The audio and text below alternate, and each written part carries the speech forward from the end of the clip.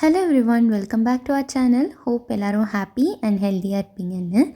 இந்த vlog வந்து ரொம்ப டிலேட் vlogன்னு தான் சொல்லணும். இது நான் எடுத்தது கார்த்திகை தீபம் அன்னைக்கு.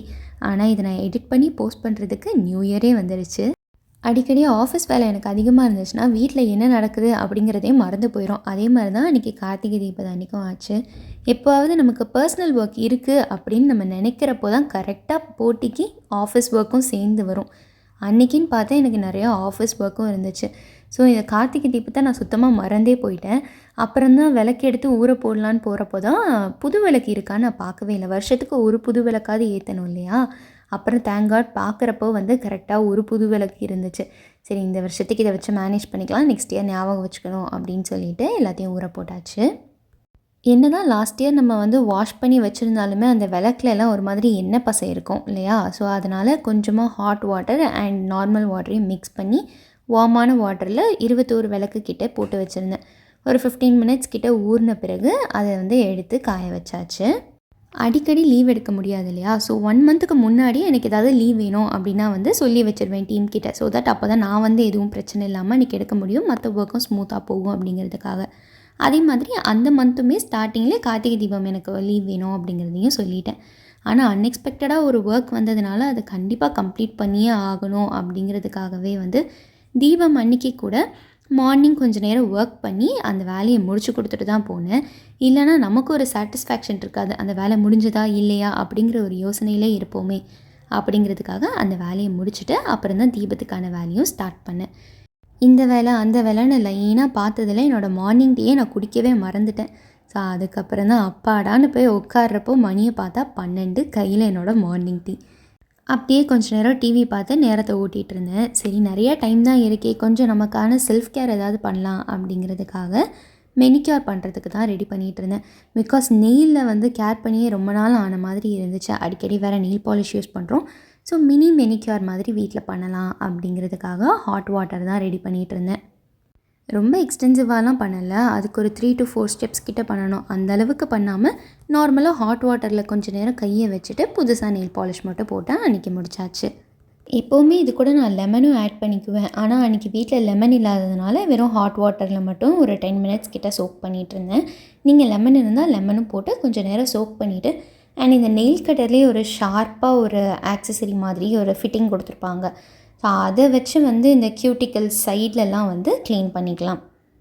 சின்ன வயசில் தான் நியூ இயர் வருது அப்படின்னா செம்ம ஜாலியாக இருக்கும். ஏன்னா அது நியூ இயர் வருது அப்படிங்கிறதுக்காக இல்லை, நமக்கு அப்போ தான் ஹாஃப் இயர்லி எக்ஸாம் முடிஞ்சிருக்கும். ஒரு 10 டேஸ் தொடர்ந்து லீவ் கொடுத்துருப்பாங்க. சில பேர் ஊருக்கு போயிருப்போம், அப்படி இல்லையா வீட்டில் இருந்தாலும் ஃப்ரெண்ட்ஸ் கூட தொடர்ந்து ஆட்டம் போட்டுக்கிட்டே இருக்கிறதுனால ஒரு ஃபன் மோட்லேயே போயிட்டுருக்கோம். என்னோடய சைல்ட்ஹுட் டேஸில் எனக்கு ஞாபகம் இருக்கிறது என்னென்னா, நியூ இயர் அப்போது முன்னாடி நாள் நானும் என் தங்கச்சியும் என்ன பண்ணுவோன்னா, என்னென்ன படம் எந்தெந்த டிவியில் என்னென்ன டைமிங்க்கு போடுறாங்க அப்படிங்கிறத நோட் பண்ணி வச்சுருவோம். 31st நைட்டு வந்து கேடிவியில் ஏதாவது ஒரு படம் போடுவாங்க இல்லையா? ஸோ அதையே உட்காந்து மல்லு கட்டி பார்த்துட்ருப்போம். கரெக்டாக 11:58க்கு அந்த டைம் டிக்ஸ் போடுவாங்க. அது முடிச்சுட்டு 12 o'clock ஆனோடனே நான் தங்கச்சிக்கு விஷ் பண்ணுவேன், அவள் எனக்கு விஷ் பண்ணுவாள். அதுக்கப்புறம் அந்த படத்தை பார்க்க கண்டினியூ பண்ணிகிட்ருப்போம். நெக்ஸ்ட் டே எந்திரிச்சோமா, என்னென்ன படம்லாம் நோட் பண்ணி வச்சுருந்தோமோ அதெல்லாம் மிஸ் பண்ணாமல் பார்த்துருவோம்.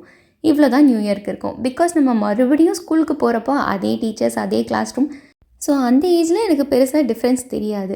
நமக்கு வந்து இந்த ஒரு ஸ்டாண்டர்ட் முடித்து நெக்ஸ்ட்டு ஸ்டாண்டர்ட் போவோம் இல்லையா? அப்போ அந்த ஆனுவல் லீவ் தான் வந்து என்னமோ புது வருஷம், புது பேகு, புது ட்ரெஸ்ஸு அப்படிங்கிற ஒரு ஆர்வம் இருக்கும். இப்போ நியூ இயர்னால் எப்படி இருக்குன்னா, ஏதாவது புதுசாக ரெசல்யூஷன் எடுத்தே ஆகணும் அப்படிங்கிற ஒரு கட்டாயத்துக்கு வந்த மாதிரி ஆயிடுச்சு. காலேஜ் ஃபஸ்ட்டு தடவை சேர்ந்த போது தான் சரி, ஒரு தடவை ரெசல்யூஷன்னா என்னங்கிறத எடுத்து பார்ப்போம் அப்படின்ற மாதிரி எடுத்தேன். பட் 2 months கழித்து வந்து எனக்கு அந்த என்ன ரெசல்யூஷன் எடுத்தேனே மறந்து போச்சு. அந்தளவுக்கு நான் அந்த முன்னாடி 2 மாதம் அதை ஃபாலோ பண்ணவே இல்லை. இதுக்கு ரெசல்யூஷன் ஒரு பேரை சொல்லி அதை எடுப்பானே, நமக்கு என்ன தோணுதோ அதை பண்ண போகிறோம், தப்புன்னா நடுவுலேயே திருத்திக்க போகிறோம். ஸோ இதுக்கு ரெசல்யூஷன் ஒரு இயர் வரைக்கும் வெயிட் பண்ணி அதை எடுக்கணும் அப்படிங்கிற ஞானோதயம் எனக்கு வந்து காலேஜ் 3rd year படிக்கும் போதே வந்துச்சு. ஸோ அப்போதுலேருந்து அந்த மாதிரி எதுவும் எடுக்கிறதில்ல. நடுவில் ஏதாவது தோணுதா, இது மாதிரி இனிமேல் பண்ணக்கூடாது, இதுக்கு இனிமேல் மாற்றிக்கலாம் அப்படிங்கிற மாதிரி மாறியாச்சு. அன்றைக்கி மார்னிங் ஹஸ்பண்டுக்கு லஞ்சுக்கு தக்காளி சாதம் தான் கிண்டி கொடுத்துருந்தேன். கொஞ்சம் தான் தக்காளி தொக்கு இருந்தது அப்படிங்கிறதுனால அவங்களுக்கு மட்டும் மார்னிங் செஞ்சு கொடுத்தாச்சு. நம்ம வீட்டில் தானே இருக்கோம், வேறு ஏதாவது செஞ்சு சாப்பிட்டுக்கலாம் அப்படிங்கிறதுக்காக வெரைட்டி ரைஸ் தான் ஏதாவது செய்யலாமான்னு யோசிச்சுட்டே இருந்தேன். கேரட் நிறையா இருந்த மாதிரி இருந்துச்சு, அதனால் கேரட் பொரியல் மாதிரி செஞ்சுட்டு அப்படியே வடித்த சாதத்தை இதில் வந்து சேர்த்து கிளறியாச்சு.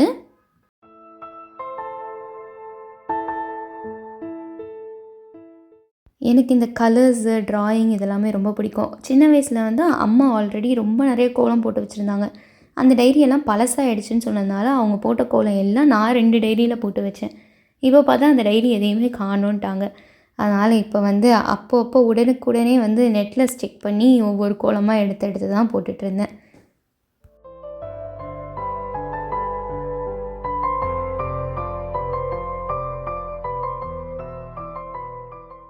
அன்றைக்கி சாமிக்கு ஏதாவது ஸ்வீட் செய்யணும்னு சொல்லியிருந்தாங்களா, நான் வேறு என்றைக்காவது லீவ் எடுத்தேன்னா நல்லா ரெஸ்ட் எடுக்கணும்னு தான் நினப்பேன். அன்றைக்கி லீவ் வேறு எடுத்திருக்கோம், இதில் வேறு ஸ்வீட் செய்யணும்னு அடுப்படியில் நின்னா நாளே காலியாகிடுமே அப்படிங்கிறதுக்காக ஈஸியாக என்ன ஸ்வீட் பண்ணலான்னு யோசித்தேன். ஒரே இன்க்ரீடியண்ட்டில் முடிச்சிடலாம் அப்படின்னு சொல்லி பாசந்தி தான் எடுத்தேன். நான் என்ன நினச்சேன்னா, பாலை வந்து நம்ம வந்து அடுப்பில் வச்சிடலாம், ஸோ வந்து ரொம்ப எழும்பி வராது, அப்பப்போ மட்டும் வந்து கிண்டிக்கலாம் அப்படின்னு நினச்சி தான் அந்த பாசுந்தியை வந்து சூஸ் பண்ணேன். 1 லிட்டர் பால் காய்ச்சி அதுலேருந்து ஒரு 1/2 லிட்டர் அளவுக்கு தான் எடுத்திருந்திருப்பேன் செய்கிறதுக்காக. ஏன்னா ஃபுல்லாக செஞ்சோன்னா நிறையா குவான்டிட்டி வந்துடுச்சுன்னா சாப்பிட முடியாது அப்படிங்கிறதுக்காக கம்மியாக தான் எடுத்தேன். இதுக்கு நான் 4, 5 இன்க்ரீடியன்ட்ஸ் சேர்த்து செய்கிற ஸ்வீட்டே எடுத்துருந்துருக்கலாம் போல். ஒரு 1/2 அன் ஹவரில் முடிஞ்சிருக்கும் வேலை. பாசந்தி செய்கிறது பயங்கர பெரிய வேலையாயிடுச்சு. நானும் இப்படி உட்கார்றேன் அப்படி உட்கார்றேன், பாலை விட்டு நகரவே முடியல. அது பக்கத்துலேயே நின்று தான் பூரா வேலையும் பார்க்குற மாதிரி ஆயிடுச்சு. ஸோ எக்ஸ்ட்ரா டைம் வேறு நின்றுட்டு இருந்தேன் பாசுந்தி செஞ்சதுனால. இதுக்கு பெருசாக ஒன்றும் ரெசிபியெல்லாம் இல்லை. இன்னும் ஒரு விஷயம், நம்ம பக்கத்துலேயே நின்றுட்டுருக்கணும். அப்புறம் அதுவே அதோடய வேலையை பார்த்துரும். சும்மா அடுப்பில் கிளறிக்கிட்டே இருக்கணும். வீட்டில் 3 நட்ஸ் கிட்டே இருந்துச்சு. ஸோ அது எல்லாமே ஆட் பண்ணி நிற்க முடியலன்னு சொல்லி மேடையிலே ஏறி உட்காந்து எப்படியோ பாசுந்தியை ரெடி பண்ணியாச்சு. திருவண்ணாமலையில் தீபம் பார்த்துட்டு தான் வீட்டில் விளக்கேற்றணும் அப்படின்னு சொல்லி அத்தையும் அம்மாவும் 2 பேருமே சொல்லுவாங்க. ஸோ அதுக்குள்ளேயே நான் வந்து ரெடி ஆகிட்டு வந்துட்டேன். இந்த ட்ரெஸ் வந்து போத்தீஸில் தான் எடுத்தேன். எனக்கு இந்த மாதிரி பிரைட் கலர்ஸ்னால் பிடிக்கும். சில சமயம் பிரைட் கலர்ஸாக சூஸ் பண்ணுவேன், அப்படி இல்லைனா சட்டில் கலர்ஸாக சூஸ் பண்ணுவேன். இது பார்க்குறதுக்கு வந்து சட்டில் கலர் அண்ட் பிரைட்டாகவும் இருந்துச்சா, ஸோ அதனால் இது வாங்கியிருந்தேன். மெட்டீரியலாக வாங்கி ஸ்டிச் பண்ணது தான் இது. வீட்டிலேருந்து ஒரு 10 மினிட்ஸ் வாக்கபிள் டிஸ்டன்ஸ்லேயே நமக்கு நெசசரியான திங்ஸ் எல்லாம் வாங்குகிற அளவுக்கு கடை இருக்கும். ரொம்ப தேவையான காய்கறி, பழம் அதெல்லாம் வந்து அங்கே தான் வாங்கிக்குவேன். நான் சொன்ன மாதிரி கார்த்திகை தீபங்கிறதே மறந்ததுனால பூ வாங்கவே இல்லை. ஸோ அங்கேயே பக்கத்தில் இருக்க கடைக்கு நடந்து போய் பூ கொஞ்சமாக வாங்கிட்டு வந்தாச்சு. கட்டின பூ 1 முழம் தான் இருக்குன்னாங்க. சரின்னு கம்மியாக வாங்கிக்கிட்டு உதிரி பூ ரோஸ் மட்டும்தான் இருந்துச்சு. மற்ற பூ எல்லாமே காலியாக போயிடுச்சு. அதனால் வந்து கம்மியாக உதிரி பூ மட்டும் வாங்கிட்டு வந்துட்டேன். எனக்கு சாரீ கட்டுறதுக்கு ரொம்ப பிடிக்கும். ஆனால் சாரீ கட்டினா ரொம்ப கம்ஃபர்டபுளான இடத்துல தான் இருக்கணும், அங்கே தான் வந்து சாரீ கட்டணும் அப்படின்னு யோசிப்பேன். ஏன்னா வந்து சாரீ கட்டிட்டு அங்கே இங்கே நடந்தோம் அப்படின்னா வந்து கசகசன்னு ஆகிடும். ஸோ வந்து வீட்டிலே கம்ஃபர்டபுளாக இருக்கணும். அப்படி இல்லைனா ஏறணுமா இறங்கணுமா அந்த மாதிரி இருக்கிற இடத்துலலாம் சாரீ கட்டினா ரொம்ப கம்ஃபர்டபுளாக இருக்கும் அப்படின்னு தான் யோசிப்பேன். ஸோ லாஸ்ட் டைம் வந்து கார்த்திகை தீபத்துக்கு வீட்டில் தானே இருக்க போகிறோம் அப்படிங்கிறதுக்காக சாரீ கட்டியிருந்தேன். பட் இந்த தடவை வந்து இருக்கிற ஒர்க் ப்ரெஷரில் எனக்கு வந்து சாரீ கட்டணும் அப்படிங்கிற மாதிரியெல்லாம் தோணவே இல்லை. அன்றைக்கி மார்னிங் வேலை முடிச்சுட்டு பிறகாவது சாரீ ப்ளீட் பண்ணி கட்டியிருந்துருக்கலாம். பட் சோம்பேறித்தனம். அண்ட் இன்னொன்று வந்து சாரீக்கு ஏற்ற ப்ளவுஸ் எதுவுமே ஸ்டிச் பண்ணலை. சாரீ வாங்கினேனே தவிர எதுக்குமே ப்ளவுஸ் ஸ்டிச் பண்ணாமல் அப்படியே வச்சுட்டேன். ஸோ எதுக்குமே மேட்சிங்கான ப்ளவுஸ் இல்லவே இல்லை. மிக்ஸ் அண்ட் மேட்ச் பண்ணி போடலான்னா அந்த மாதிரி எதுவும் இல்லை அப்படிங்கிறதுனால சரி நார்மலாக நம்மகிட்ட தான் நிறைய சுடிதார் மெட்டீரியல்ஸ் இருக்கே, அதுவே போட்டுருவோம் அப்படிங்கிறதுக்காக அன்றைக்கி சுடிதாரே போட்டாச்சு. நான்லாம் சில நாள் ரொம்ப கஷ்டப்பட்டு உட்காந்துருப்பேன், எந்த வேலையும் பார்க்கக்கூடாது, இன்றைக்கி ரெஸ்ட்டு தான் எடுக்கணும்னு. ஆனால் பார்த்தா லைனாக வேலை பண்ணணும்னு மண்டையில் ஓடிட்டே இருக்கும். அதை முடிக்கிற வரைக்கும் ஒரு நிம்மதியே இல்லாத மாதிரி இருக்கும். அதனால் போய் வேலையே பார்த்துருவோம் அப்படின்ட்டு அந்த வேலைக்குள்ளே இறங்கிடுவேன். இப்போ நம்ம ஐடிலலாம் இருக்கோம் அப்படின்னா கண்டிப்பாக நம்மளோட ஸ்கில்ஸை வந்து அப்கிரேட் பண்ணிகிட்டே இருக்கணும். அப்படி இல்லைன்னா அவுட்டேட் ஆகிடுவோன்னு சொல்லிடுவாங்க. அதனால் படிக்க வேண்டிய ஐட்டம்ஸ் வந்து நிறைய இருந்துகிட்டே இருக்கும்.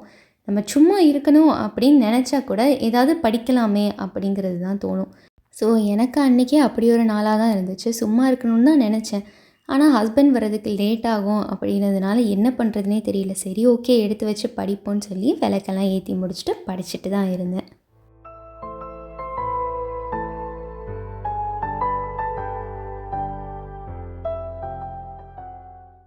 அகல் விளக்குன்னு பார்த்தா 21 கவுண்ட் பண்ணி தான் கரெக்டாக எடுத்தேன். பட் அங்கே இங்கேன்னு குட்டி குட்டியாக கேண்டில்ஸ் வேறு ஏற்றி வச்சுருந்தேன். அதனால் இத்தனை விளக்கு தான் அப்படிங்கிறதெல்லாம் கவுண்ட்டே இல்லாமல் தான் போச்சு. அத்தைக்கிட்டேயும் கேட்டேன். அத்தை வந்து எவ்வளோ வேணால் ஏற்றிக்கோங்க, கவுண்டெல்லாம் ஒன்றும் இல்லை அப்படின்னு சொன்னதுனால எவ்வளோ விருப்பமோ அவ்வளோ ஏற்றியாச்சு. கார்த்திகை மாதம்னாலே காற்று நல்லா அடிச்சுட்டே இருக்கும். அதனால் நான் பால்கனிலலாம் விளக்கேற்றுறதுக்கு எடுக்கவே இல்லை. ஏன்னா ஏற்றினாலும் சீக்கிரமாக அணைஞ்சு போயிடும் அப்படிங்கிறதுக்காக வீட்டுக்குள்ளே ஏற்றுற அளவுக்கு தான் வந்து கவுண்ட் பண்ணி விளக்கு வந்து வாஷ் பண்ண போட்டிருந்தேன். வீட்டுக்குள்ளேயுமே நிறைய ஏற்றணும் அப்படின்னா எல்லா ரூமுக்கும் ஸ்க்ரீன் இருக்குது அப்படிங்கிறதுனால ஃபேன்லாம் போட்டோன்னா அதை பார்த்துக்கிட்டே இருக்கணும், அது ரொம்ப கஷ்டமாக போயிடும் அப்படிங்கிறதுக்காக ரூம்குள்ளே வந்து சும்மா 2 விளக்கு மட்டும் ஏற்றி வச்சுட்டேன். இந்த விலாக் ஃபுல்லாகவே வீட்டிலேயே சுற்றி சுற்றி முடிஞ்ச மாதிரி ஆயிடுச்சு. ஸோ இதோட நான் இந்த விலாகை முடிச்சுக்கிறேன். நெக்ஸ்ட்டு ஒரு இன்ட்ரெஸ்டிங்கான விலாகில் உங்கள் எல்லாரையும் மீட் பண்ணுறேன். Until then, bye bye, take care and thanks for watching.